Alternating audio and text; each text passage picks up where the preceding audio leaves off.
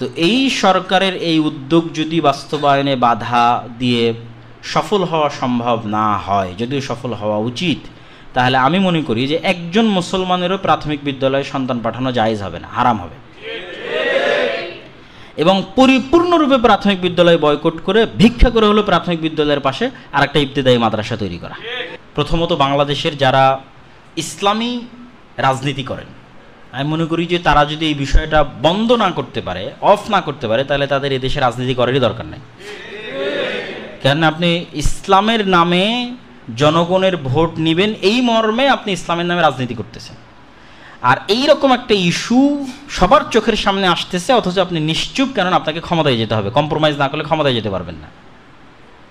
তো ক্ষমতায় যাওয়ার কম্প্রোমাইজের কারণে আপনি এখন চুপ আছেন, তাহলে ইসলামের নামে রাজনীতি করা আপনার জন্য বৈধ হয় নয়। বক্তব্যের দ্বিতীয় অংশে জরুরি কয়েকটা কথা, সেটা হচ্ছে আমরা দুঃখজনক হলেও সত্য যে আমাদের দেশে আমরা দেখছি যে বাংলাদেশের অবস্থা এমন হয়েছে যে ওই যে আল্লাহর শক্তি এবং সামর্থ্যের কথা এই জন্য আগে বলে নিলাম, যে একজনের ভয় দেখিয়ে আর এক জঘন্য এবং নিকৃষ্ট জগতে নিয়ে যাওয়ার প্রচেষ্টা।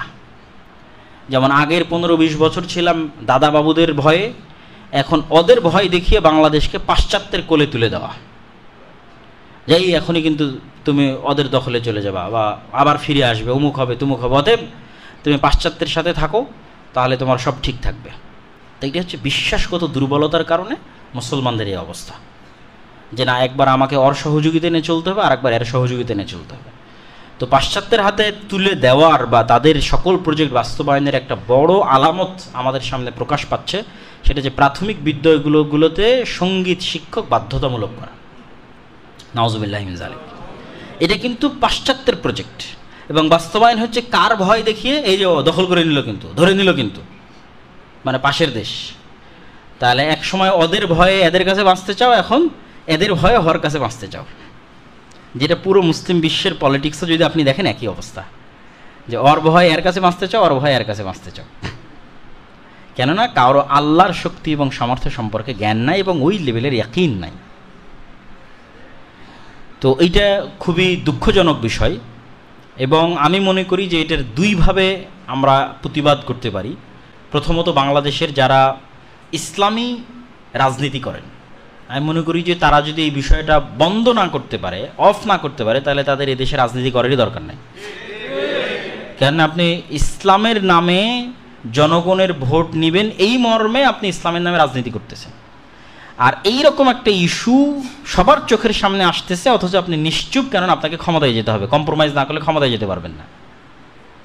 তো ক্ষমতায় যাওয়ার কম্প্রোমাইজের কারণে আপনি এখন চুপ আছেন, তাহলে ইসলামের নামে রাজনীতি করা আপনার জন্য বৈধ হয় নয়, যদি এই ইস্যুতে আপনি কথা বলতে এবং থামাতে না পারেন।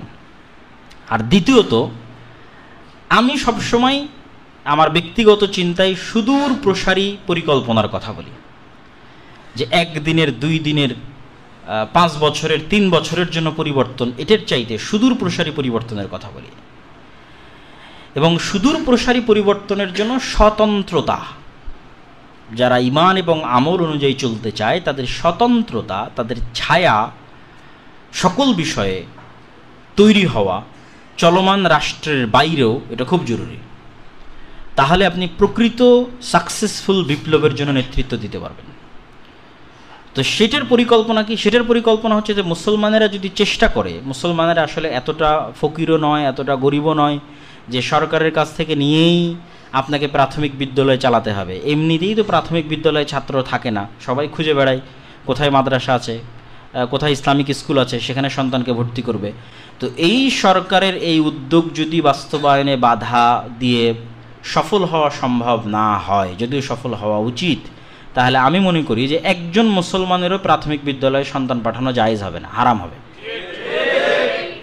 এবং পরিপূর্ণরূপে প্রাথমিক বিদ্যালয় বয়কট করে ভিক্ষা করে হলো প্রাথমিক বিদ্যালয়ের পাশে আরেকটা ইবতেদায়ী মাদ্রাসা তৈরি করা, যেখানে বাংলা, ইংরেজি, আরবি সবই উন্নত মানের শিক্ষা হবে। এই যখন আপনি প্যারালাল দাঁড়িয়ে যেতে পারবেন যে যত স্কুল আছে তত মাদ্রাসা, তখন স্থায়ী পূর্ণাঙ্গ বিপ্লব বেশি দিন লাগবে না। আপনি 5 বছরে প্রত্যেক স্কুলের পাশে একটা করে মাদ্রাসা তৈরি করেন, পরের 5 বছরে তার পরিবর্তন দেখতে পাবেন। এখন যতটুকু পরিবর্তন দেখছেন এর চাইতে ম্যাস পরিবর্তন দেখতে পাবেন যে এই বিপ্লব কেউ কন্ট্রোল করতে পারবে না।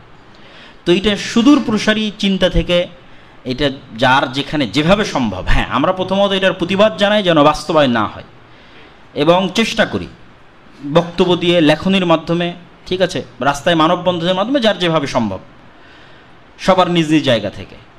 যদি এটা বাস্তবায়নে আটকানো না যায় তাহলে ওই সুদূর প্রসারী পরিকল্পনায় আগাতে হবে যে আগামী বছরের জানুয়ারি থেকে যদি মানুষের নিজস্বভাবে যদি মানুষ শক্তিশালীভাবে সিদ্ধান্ত নিয়ে নেয় যে না ওই স্কুল কলেজে আমি আমার সন্তানকে পড়াবই না যেখানে গানের শিক্ষা বাধ্যতামূলক, এবং এটা মুসলমানের জন্য জায়েজ হবে না, হারাম হবে।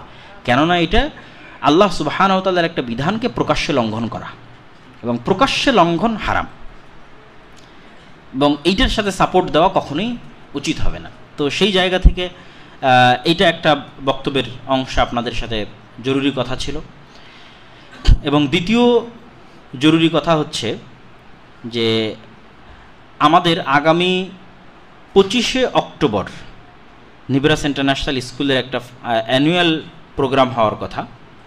আমাদের পাশেরই কোনো একটা কনভেনশন হল আমরা বুক করেছি, প্রিন্স বাজারের কনভেনশন হল।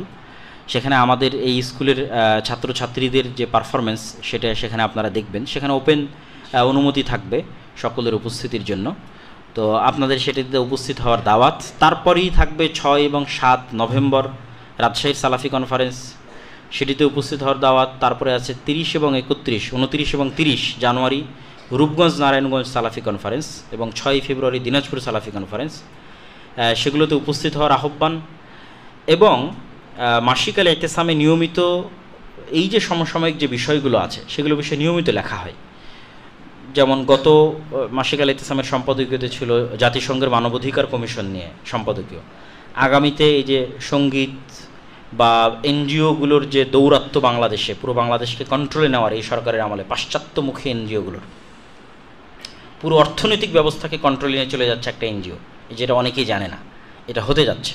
বাংলাদেশের আইন কানুন নিয়ম পরিবর্তন করে পুরো অর্থনৈতিক সিস্টেম একটা এনজিওর দায়িত্বে দিয়ে দেওয়া হচ্ছে সকলের চোখের আড়ালে। এগুলোর বিষয়ে লেখনী মাসিক আল ইসলামে নিয়মিত থাকে, এই জন্য মাসিক আল ইসলাম এই দাওয়া সেন্টারেও আসে। আপনারাও ব্যক্তিগতভাবে নিজ নিজ জায়গায় নিতে পারেন। মাসিক আল ইসলাম নিয়মিত অধ্যয়ন করা এবং পড়ার, যেমন এই যে ইমানের যে আলোচনাগুলো আসলো এগুলো নিয়মিত লেখনী আকারে মাসিক আল ইসলামে আসতেছে আমারই লেখনী হিসেবে। তো মাসিক আল ইসলাম সংগ্রহের জন্য দত্ত আহ্বান।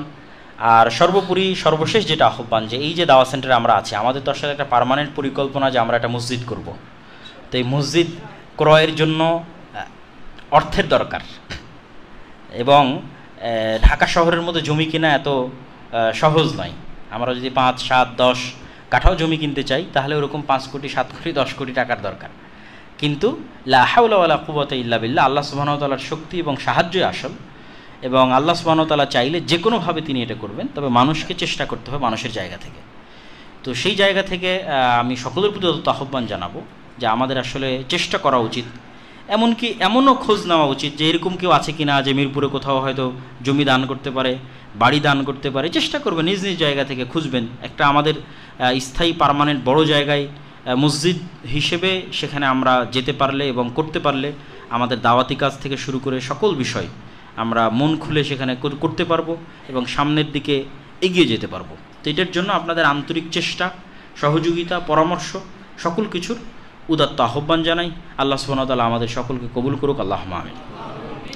একজন দোয়া চেয়েছেন, অবশ্যই সকলের জন্যই আমরা দোয়া করব খুতবার এই কিছুক্ষণের মধ্যেই। তারপরেও উনি আইসিইউতে আছেন, আল্লাহ সুবহানাহু ওয়া তাআলা ওনাকে শিফা দান করুক, আল্লাহুম্মা আমিন। তো দোয়ার শুরুতে সর্বপ্রথম দরুদ পাঠ করা উচিত, আল্লাহ সুবহানাহু ওয়া তাআলার প্রশংসা করা উচিত এবং রাসূলুল্লাহ সাল্লাল্লাহু আলাইহি ওয়াসাল্লামের দরুদ পাঠ করা উচিত। ইয়া আইয়ুহাল্লাযীনা আমানু সাল্লু আলাইহি ওয়া সাল্লিমু তাসলিমা। আল্লাহুম্মা সাল্লি আলা মুহাম্মাদ ওয়া আলা আলি মুহাম্মাদ কামা সাল্লাইতা আলা ইব্রাহিম ওয়া আলা আলি ইব্রাহিম ইন্নাকা হামিদুম মাজিদ। আল্লাহুম্মা বারিক আলা মুহাম্মাদ ওয়া আলা আলি মুহাম্মাদ